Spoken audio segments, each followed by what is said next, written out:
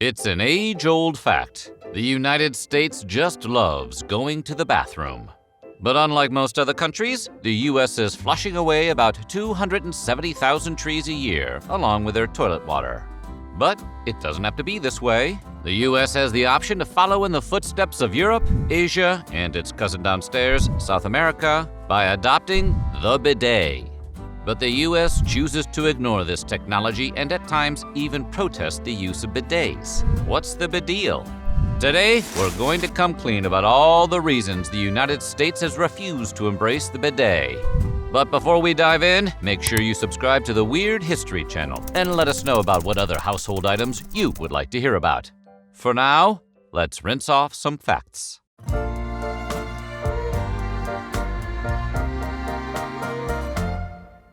Listen, we're not here to yuck anyone's yum. We're here to state the facts. And the fact is, before the mid-20th century, many Americans had never come face-to-face with a bidet, which is not hygienic and not recommended.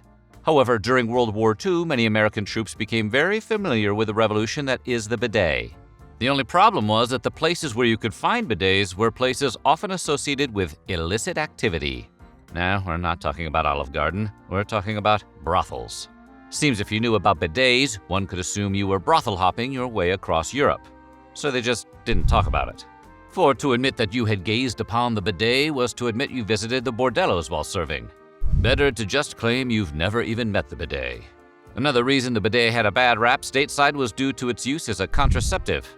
In the pioneer days of the bidet, many believed it could prevent pregnancy. Obviously, that didn't work out too well. The presence of a bidet suggested that the owner of such a device must really love getting it on.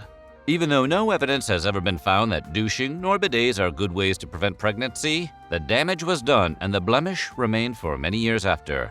As an early proponent of birth control, Norman Hare stated in 1936 that the presence of a bidet is regarded almost as a symbol of sin.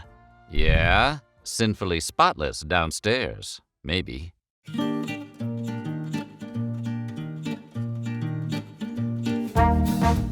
The French hold the distinction of inventing the bidet somewhere in the 1600s. Before that, bedrooms were only equipped with a chamber pot for doing your business. Once the bidet hit the shelves, French excretion enthusiasts needed only to shift over slightly to clean themselves up. Back then, there was no spray of water. It was more of a bowl in a wooden frame kind of deal, but it got the job done. The word bidet comes from the French word for small horse, due to the appearance of riding a horse when using one. Eventually, the term riding the bidet began to catch on in English-speaking countries as they compared using the bidet to riding a little French pony. Though, don't try to rear up on the hind legs. You gotta trust us on this one.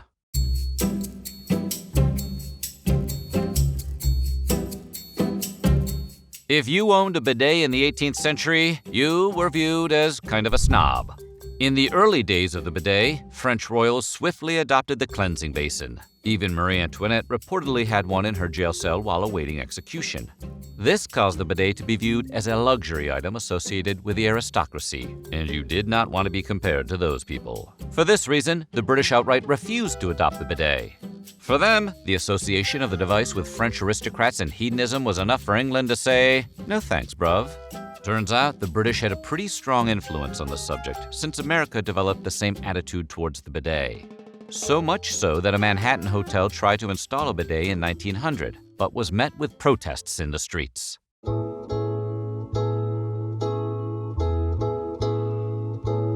The bidet can keep your downstairs clean in a few ways, and one of them is helping with women's menstruation, which in the day was a little taboo.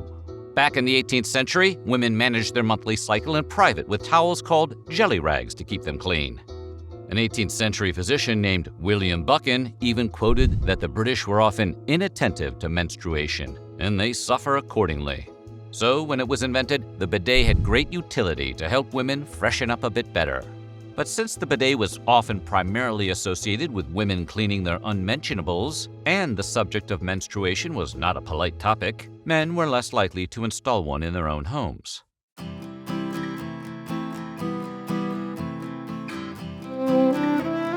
Early bidets weren't much more than a bowl on a table, let alone anything resembling modern-day toilets.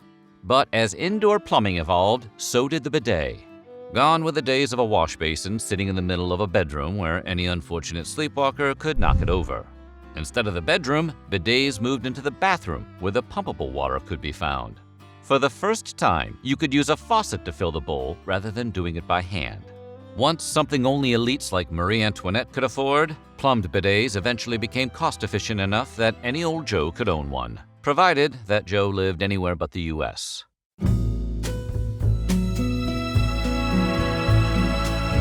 Cornflakes weren't the only bowl-adjacent invention from John Harvey Kellogg. The inventor and physician actually patented an American version of the bidet in 1928. The patent application outlined how the device would work. Water is delivered to the affected area and is not likely to be thrown or discharged from the bowl, which sounds like his way of saying it probably works. The simple and economical design ended up being a big, wet failure, never catching on in the States, possibly due to bad marketing by calling the innovation the anal douche. All part of a balanced breakfast? Not to be outdone by John Kellogg's attempts to make your hiney shiny, Arnold Cohen entered himself into the bidet business in 1964. As the founder of the American Bidet Company, Cohen introduced the sitz bath, which placed a spritzer onto the toilet seat itself. Cohen's goal was to wean the nation off the Charmin and clean up the planet while cleaning your rear end. In an especially Cosmo Kramer move, he even had his license plate read, Mr. Bidet. But despite installing the device in thousands of seats all over New York, the sitz bath never took off. Turns out, only the Charmin bears have cracked the code of how to successfully market the tushy business. If you thought Europe was the only continent to embrace the bidet, we have exciting news for you. These days, you could find just about as many bidets in South America and Asia. And not only do they use the bidet, but they also judge you for not using it. 19th century Hindus refused to believe that Europeans would wipe themselves with filthy paper, calling the tales vicious libel. Islamic nations have also moved down to Bidet Town. The tool of cleanliness jibes fully with Turkey's Directorate of Religious Affairs, which says that water is the preferred method of cleaning yourself. Save the paper for your writings. We're not in Kansas anymore, Toto. In fact, we're in Japan with the toilet manufacturer Toto. They hold the distinction of introducing new milestones in bidet technology by inventing the washlet in 1980.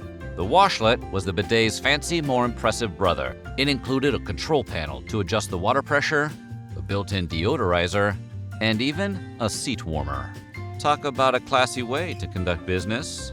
But not even the self-drying function or the precision jets were enough to turn America towards the light. Sales of the device in the US tanked. Maybe it was the built-in prejudice towards the bidet, or maybe it was the $600 price tag. While the washlet continues to find success overseas, Americans continue to ignore Toto's ad campaigns that promise clean is happy.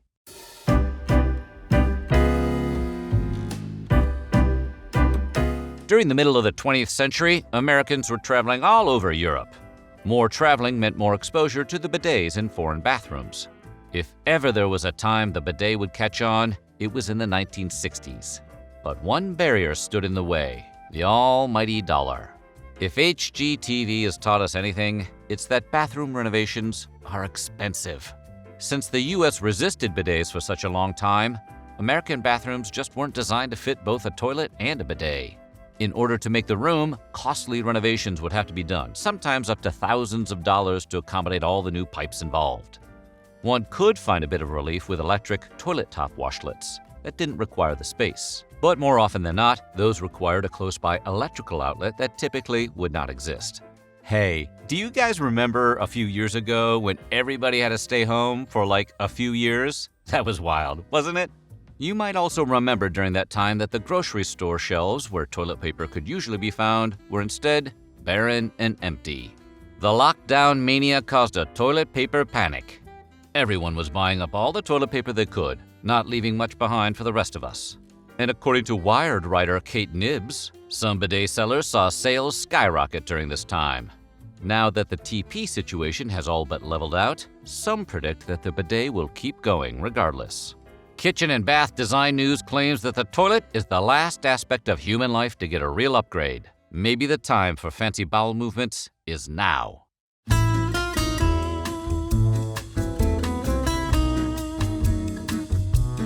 If toilet paper is killing the trees, but bidets are too darn expensive to justify, what's a casual pooper to do? Enter the affordable alternative: wet wipes. Once associated only with dirty diapers or barbecue fingers, don't mix those two up, wet wipes have seen a renaissance in the early 2000s.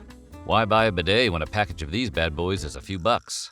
Companies began selling wet wipes as an alternative to toilet paper, eventually growing to an over $2 billion industry. But just because something makes money doesn't mean it's a good alternative. Environmental groups say that the wet wipes are no good for the ocean, and flushing them is causing major problems. They also contribute to the growing issue of fatbergs, which are sewer blockages of wipes, food, and waste that clog up sewer systems. We owe some apologies to the Ninja Turtles. It seems that when some people want to get an idea implemented in America, they pass a law, which is another reason the United States doesn't have bidets, and other places do. Over in Europe, some countries require you by law to install a bidet in your bathroom. Or else. Even though they originated in France, Italy is the crowned champion of bidet usage, likely due to a building law in 1975 that mandated every Italian home must have a bidet. Beyond Italy, bidets can be found in 60% of Japanese houses, while Venezuela boasts a 90% bidet rate among its homes.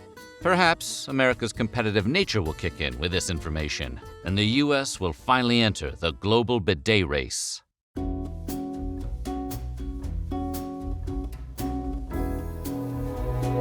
Tech titan Google transformed its headquarters in 2008 with fancy, high-tech Japanese Toto toilets that were deemed space toilets by TechCrunch.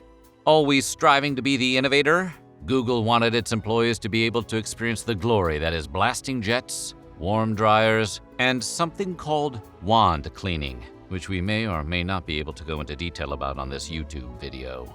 But instead of inspiring everyday Americans to go out and buy a bidet of their own, most saw the techie toilets as elitist and pretentious.